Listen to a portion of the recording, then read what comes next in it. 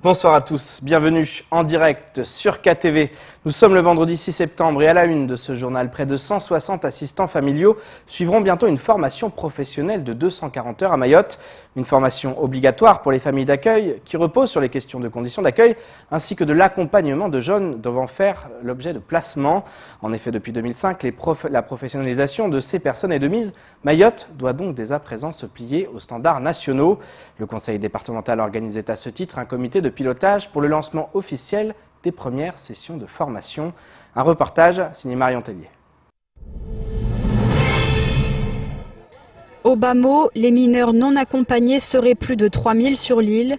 Un constat glaçant qui implique de trouver des solutions pour assurer au plus vite leur prise en charge. Parmi ces solutions figure le placement en famille d'accueil. À Mayotte, ces assistants familiaux jouent un rôle crucial. Ils sont aujourd'hui près de 160 à s'être engagés à accueillir ces jeunes en marge de la société. Un véritable métier qui doit passer par un apprentissage en vue d'une professionnalisation. C'est en tout cas ce à quoi tend la réforme de 2005 sur leur statut et leurs obligations. Sur l'île, l'heure est à l'harmonisation aux critères nationaux. Les assistants familiaux commencent donc bientôt une formation nationale. C'est une formation de 240 heures qui commence le 7 octobre et qui doit finir normalement au mois d'avril 2021. C'est une formation qui doit concerner tout le monde, tous les assistants familiaux. Aujourd'hui, on a quand même 157 assistants familiaux. Donc tout ça doivent faire cette formation-là. Ce seront pour commencer 30 personnes qui entameront cette première session de formation avec un groupe de 15 assistants familiaux dans le nord de l'île, les 15 autres dans le sud. Un grand pas en avant pour valoriser le statut de ces salariés, de quoi rendre cet engagement plus attractif auprès de potentiels futurs recrutés. La politique de prise en charge des mineurs sur le territoire continue de se développer, mais aussi de se diversifier. Lorsque nous sommes arrivés, il n'y avait que les familles d'accueil comme mode de placement, le seul. Et aujourd'hui, lorsqu'on fait le bilan, nous sommes passés de ces familles d'accueil que nous avons d'abord consolidées, en passant, comme je l'indiquais tout à l'heure, de 80 à quelques 160 aujourd'hui, mais surtout à développer d'autres modes de placement pour nous occuper d'une thématique si singulière qui est la question de l'enfance. L'île compte aujourd'hui 5 lieux de vie et d'accueil, mais aussi 2 maisons pour l'enfance à caractère social. Le défi reste malgré tout de taille. Toutes les problématiques doivent être prises en compte pour affronter les difficultés que connaît le territoire. La formation professionnelle présentée ce matin ne sera par exemple pas accessible à tous pour des raisons de maîtrise du français. Une remise à niveau sera donc proposée aux personnes qui le souhaitent pour plus tard effectuer les 240 heures requises. Prendre en charge des jeunes en marge de la société, voilà donc l'un des défis que l'île doit relever. À l'heure où l'extrémisme religieux représente une menace à l'échelle mondiale, la République se doit de prendre en charge sa jeunesse au risque que d'autres le fassent à sa place. À Mayotte, depuis septembre 2015, le centre universitaire de Dembéni propose le diplôme Valeurs de la République et religion. Un moyen de former ceux qui le souhaitent aux religions, aux droits, mais également aux dérives sectaires et indicateurs de basculement. Au montage, Leslie Vumenet. L'université de Dembéni fait partie des 15 universités françaises qui proposent le diplôme Valeurs de la République et religion. Lancé en 2015 à Mayotte, il s'adresse aussi bien aux fonctionnaires qu'aux étudiants, en passant par les cadres religieux, les salariés du secteur privé ou encore les responsables associatifs. Il est ouvert à tous. Donc les adultes. On est passé, c'est plutôt justement des cadres institutionnels, des fonctionnaires, par exemple d'AFPEN, vice-rectorat, pourquoi pas RT, enfin etc. C'est pour offrir une connaissance à la fois du fait religieux, une connaissance de l'islam, et donc rappeler et surtout avoir une connaissance des cadres institutionnels et des cadres de la loi. Avec donc on a des spécialistes. Donc c'est un diplôme universitaire. Donc nous avons des universitaires qui viennent ce qu'on appelle des missionnaires, qui viennent des universités par exemple de Lyon 2, de Montpellier, des privatistes, des spécialistes en droit privé, des spécialistes en droit public, des sociologues, moi-même qui vais enseigner donc la géopolitique et l'approche de la radicalité ainsi que les indicateurs de basculement. Et vous avez l'expérience qui permet de le faire, Oui. Donc moi j'ai travaillé 20 ans au contact de détenus radicalisés, et donc je suis spécialiste moi de la radicalité et de la géopolitique du Moyen-Orient. Franz Thiel est un professeur agrégé d'histoire qui a passé 20 ans dans le milieu carcéral au contact d'individus radicalisés. Selon lui, il convient de faire la différence entre radical et radicalisation. Qu'est-ce que c'est qu'un radical? C'est quelqu'un qui est persuadé d'avoir raison, hein, et qui va s'enfermer dans cette logique. Bon, là, c'est un retour à Salafia, c'est-à-dire à une vision spatialisée, temporalisée d'un temps qui est vécu comme un âge d'or. Ouais. Bon, et quand on est 10% et qu'on a raison par rapport à 90% avec peu de tolérance vis-à-vis de ceux qui ont soi-disant tort, on est radical. Mais le fait d'être radical n'implique pas du tout la violence. Les piétistes, au contraire, ce qu'on appelle les salafes piétistes, sont protégés, j'allais dire, de la violence par un cheminement de la foi qui les met complètement à l'écart de la notion de violence. La radicalisation, c'est autre chose. C'est-à-dire, ce sont des hyper-radicaux. C'est des gens qui, par un processus de cheminement, vont justement vers une forme extrême de la radicalité et vers la violence. Donc on distingue, pour moi c'est pas du tout la même chose. L'État islamique réussit à convaincre des centaines de personnes à travers le monde de se ranger derrière Daesh. Si les réseaux sociaux constituent un formidable terrain de recrutement, les territoires où l'exclusion est forte sont également des terreaux de l'islamisme radical. Ce discours ambiant salaf est un terreau à des jeunes qui ne connaissent rien de l'islam, qui sont déstructurés, Alors moi je peux pas prendre parti sur Mayotte puisque j'ai pas encore l'expérience, ça fait qu'1 an et demi, j'ai pas le recul. Mais vous voyez des jeunes qui sont en déshérence sociale, qui ont perdu les valeurs, qui ne sont plus cadrés par les madras, la chenille, qui avaient un rôle quand même important, les parents qui des fois sont des mineurs isolés et qui eux le discours, la petite musique salaf qu'ils ne comprennent pas, ils vont pas aller vers ils vont avoir une connaissance de l'islam, mais ils vont la formater et on va leur formater telle qu'on la veut. Ouais. Et donc dans ce cas-là, eux peuvent être attrapés et eux peuvent dériver vers la violence sans passer par la case piétiste un long moment. Je veux dire, le piétiste, il va faire un effort sur lui, hein, il va faire une résurgence de sa foi, il va chercher justement cet islam qui est idéalisé et il va y rester. Tandis que le jeune qui a peu de connaissances, il peut dériver vers autre chose. Bien sûr. Mieux connaître les religions et les liens entre la foi et la République, voilà une manière de lutter contre le terrorisme. Pour ceux qui souhaitent intégrer ce diplôme, les inscriptions ont démarré. Les cours débuteront à la mi-octobre. 150 heures sont prévues sur l'année, notamment le samedi, afin que les personnes travaillant puissent se rendre au CEFR. L'inscription se fait sur candidature dans la limite de 30 places maximum. Montant de l'inscription, 300 €. Et place maintenant à l'invité de la rédaction. Ce soir, nous accueillons Tchèque Mohamed, cofondateur et commercial du projet Mayana Love. Tchèque, bonsoir. Bonsoir Pierre. Ravi de vous accueillir sur ce plateau. Alors, qu'est-ce que Mayana Love? C'est une application avant tout, mais expliquez-nous un peu le concept. Alors, Mayana Love, comme vous l'avez dit tout à l'heure, c'est une application. Et Mayana Love... de rencontre. Voilà, c'est une application de rencontre qui a comme but de mettre à tous les Mahorais de se rencontrer, voilà, de se rencontrer par le biais de cette application. C'est une application de rencontre, il y en existe beaucoup. Pourquoi avoir choisi? Qu'est-ce qui vous a fait que vous avez venu l'idée de dire je vais lancer une application, enfin on va, parce que vous n'êtes pas seul, lancer une application spéciale Mayotte? Il y en existe déjà beaucoup. Pourquoi une spéciale Mayotte? Oui, il en existe déjà beaucoup, mais pas spécialisée pour Mayotte. D'où l'idée, on s'est dit pourquoi pas. Tant qu'on a les compétences pour mettre en œuvre cet outil, pourquoi ne pas le faire? Allez-y. Du coup, le fait on a mis en œuvre cette application qui va faire que tout le monde peut se connecter et faire rencontrer l'âme sœur. Alors justement, rencontrer l'âme sœur, est-ce qu'il y avait une vraie demande? Comment l'idée vous est venue? Vous avez entendu dire on n'arrive pas forcément, il y a beaucoup de célibataires sur l'île, beaucoup de jeunes célibataires. Comment vous est venue cette idée? Vous avez fait une sorte d'étude de marché avant et vous avez fait un constat qu'il fallait absolument une application de rencontre? Tout à fait. On s'était demandé pourquoi nous ici on n'en a pas. Eh bien ça, c'est spécialement dédié pour les Mahorais et les Mahorais. Parce que justement, il y avait cette demande. Il n'y en avait pas. Et il y a cette demande, bien sûr. Vous savez, aujourd'hui, tous les jeunes, ils se concentrent sur Facebook pour rencontrer des personnes qui sont célibataires. Donc ça, c'est vraiment adapté. Je répète bien, c'est vraiment adapté pour ce genre de rencontre, quoi. Alors justement, quelles sont les particularités de Mayana Love? Est-ce que l'application diffère des autres? Parce que vous expliquez, c'est une Made in Mayotte, mais est-ce que il y a des particularités par rapport aux autres, ou on est plutôt sur un format habituel de site de rencontre, en l'occurrence une application? On peut dire pas vraiment comme les autres, puisque c'est vraiment centré. Aujourd'hui, on va trouver des personnes mais vraiment des personnes qui se trouvent on sent ça dans l'océan Indien. À Mayotte, d'abord en premier, puisqu'on est des jeunes Maoris qui avons créé l'application, bien sûr, mais on ne le met pas à part les autres.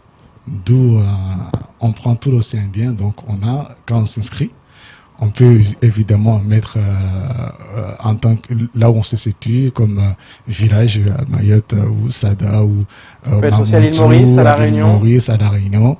Voilà, aujourd'hui, il n'y a pas de distance. Vous savez, un claquement de doigts, on est partout. Donc, voilà, on laisse des beaux champs. Alors justement, parlez-nous de la conception de cette application, parce que vous n'êtes pas seul, vous êtes plusieurs. Sur le projet, vous avez justement fait appel, et c'est aussi ça qui est intéressant, à une entreprise, une société. Et aussi, là, on voit qu'il y a les talents à Mayotte pour créer des choses, et notamment des applications. Comment ça s'est passé et qui, justement, vous a accompagné dans ce projet? C'est-à-dire ceux qui nous ont accompagnés dans ce projet, on a 2 entreprises, parce qu'on a une question très sensible, la sécurité. On va y venir. Qu'on va y venir, bien sûr.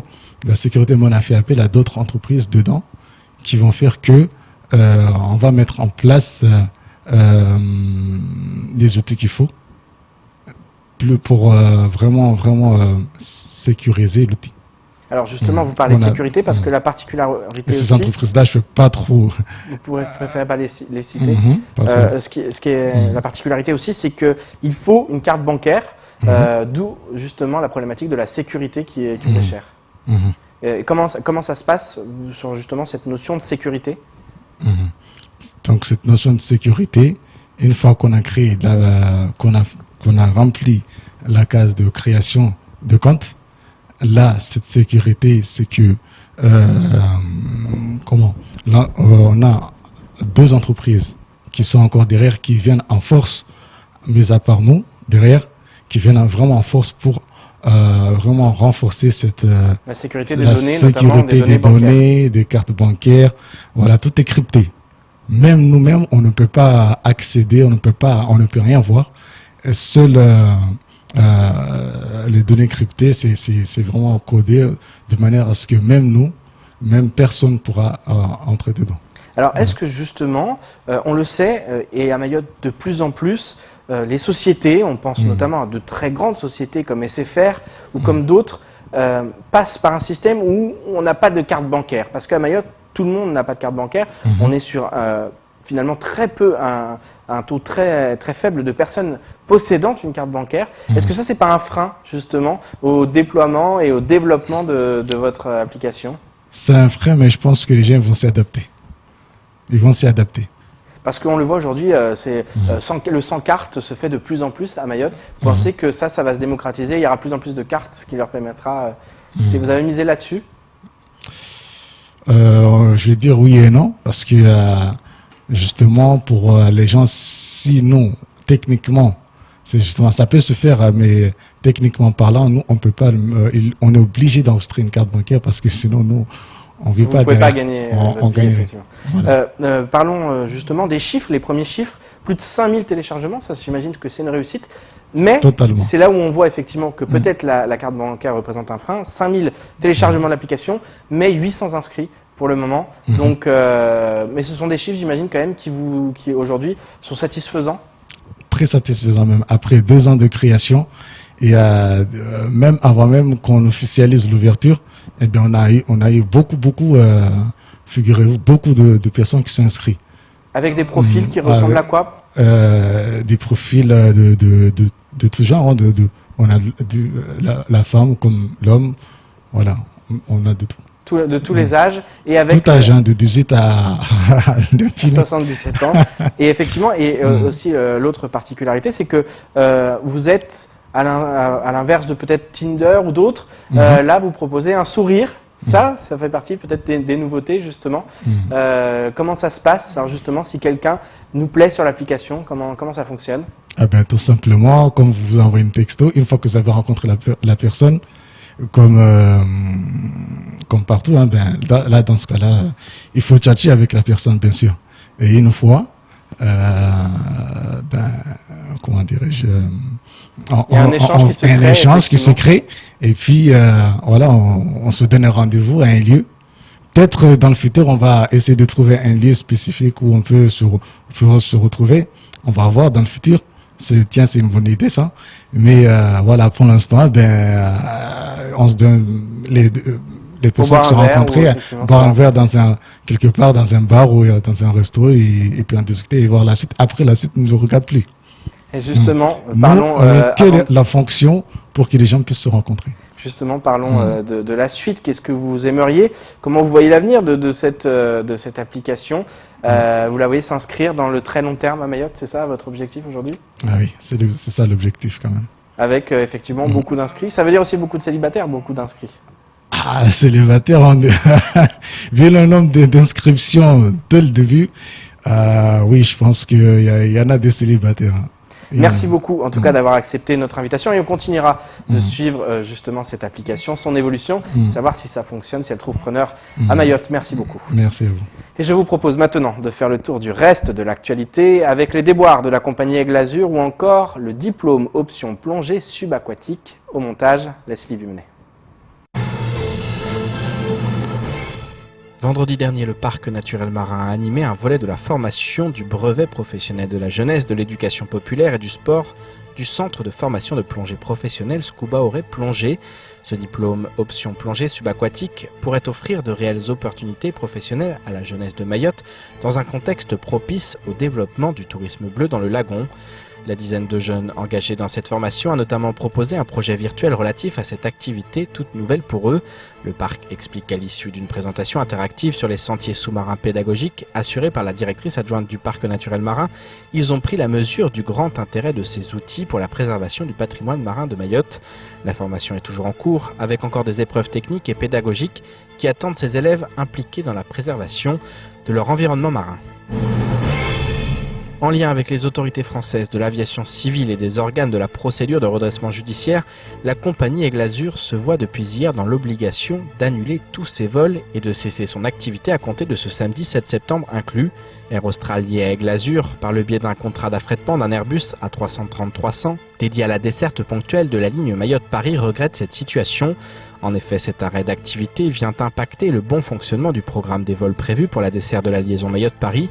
Jusqu'en octobre prochain, Aigle Azur devait opérer sur la liaison et pour le compte d'Air Austral 3 des 7 rotations prévues par semaine, les lundis, mercredis et dimanches dans le sens Mayotte-Paris et les mardis, samedis et dimanches dans le sens Paris-Mayotte. La compagnie est néanmoins aujourd'hui en mesure de confirmer que l'ensemble des passagers pourra être transporté et que les ajustements ne seront à noter que sur une période définie du 7 au 21 septembre. Mercredi, vers 6h45, un quassar a accosté sur la plage de Dapani à Bandrélé, suivi quelques minutes plus tard par 3 autres embarcations dont les occupants qui transportaient des marchandises ont débarqué et quitté précipitamment les lieux. Rapidement engagés sur le site, des gendarmes mobiles en patrouille ont intercepté un véhicule dont les 3 passagers ont pris la fuite, laissant seul le conducteur. À l'intérieur de la voiture, les militaires ont découvert la présence de 2 gros sacs renfermant 18 kg de bangui et 25 cartouches de cigarettes. Alors que les gendarmes s'apprêtaient à quitter les lieux avec le mis en cause, une seconde patrouille interpellait un autre individu qui se cachait à proximité. Ce dernier était en possession d'un sac contenant 4 cartouches de cigarettes de la même marque, ainsi que des produits cosmétiques. Les 2 mis en cause ont fait l'objet d'une convocation devant le tribunal correctionnel de Mamoudzou. L'un d'entre eux, en situation irrégulière, a fait l'objet d'une procédure de reconduite à la frontière. On termine cette édition avec cette conférence de presse organisée ce matin par l'Office de tourisme du Centre-Ouest. L'occasion de présenter un événement qui va se tenir les 28 et 29 septembre prochains. Son but, faire découvrir à la population et aux touristes les différents sports pratiqués localement, les coutumes locales comme le mbiwi ou encore la cuisine régionale. Le tout en sensibilisant les participants au respect de l'environnement. Paul Arthur invite à participer à cette conférence. Reportage. Le 28 et 29 septembre se tiendra sur la plage de Sohoa la 2e édition de l'événement Uzuri wa Mwendro. Organisé par l'Office du tourisme de la communauté des communes du Centre-Ouest, cet événement est l'occasion pour la population et les touristes de découvrir l'environnement culturel de cette région, les sports et loisirs disponibles, d'être sensibilisés à l'environnement et de rendre ce territoire attractif. Un événement qui s'inscrit dans la volonté de promouvoir le tourisme sur l'île au lendemain de la sortie des chiffres du tourisme de l'INSEE. L'objectif principal, c'est de mieux faire vivre le tourisme pour bien le comprendre. C'est-à-dire, depuis très longtemps, cette activité est partagée bien sûr par la population, mais on ne montre pas ce que c'est. Donc l'objectif, c'est de vivre en 2 jours, le 28 et 29 septembre, des activités liées au tourisme, mais aussi sensibiliser la population à leur propre patrimoine et aussi protection de l'environnement. Des activités sur la plage, en mer ou sur terre pour aider les gens à découvrir et être sensibilisés à l'écosystème qui entoure leur lieu de vie. Des activités qui pourront toucher les personnes de tout âge. Sur cet événement, il y aura tout d'abord une randonnée pédestre. Donc on proposera 2 parcours sur cette randonnée-là. Une randonnée VTT également sur les 2 jours, 2 parcours également. Et ensuite, il y aura des activités sur la plage de So'owa, donc des activités terrestres tout d'abord, donc du fitness, du yoga, des activités nautiques également, canoë-kayak, de l'initiation à la natation et enfin des activités loisirs et culturelles, donc pour vraiment promouvoir la culture mahoraise, du mbiwi, du shigoma et une partie sensibilisation à l'environnement. Mais aussi du tir à l'arc, des balades en poney, du paintball, du water polo, du paddle, des expositions artisanales ou encore des ateliers de cuisine traditionnelle. Rendez-vous les 28 et 29 septembre pour partager un moment convivial et en apprendre plus sur les communes du centre-ouest de l'île aux Parfums. C'est ainsi que s'achève ce journal. Merci de nous rester fidèles sur KTV. Je vous donne pour ma part rendez-vous lundi dès 19h pour décortiquer comme chaque soir l'actualité locale. Excellent week-end sur Kwesi.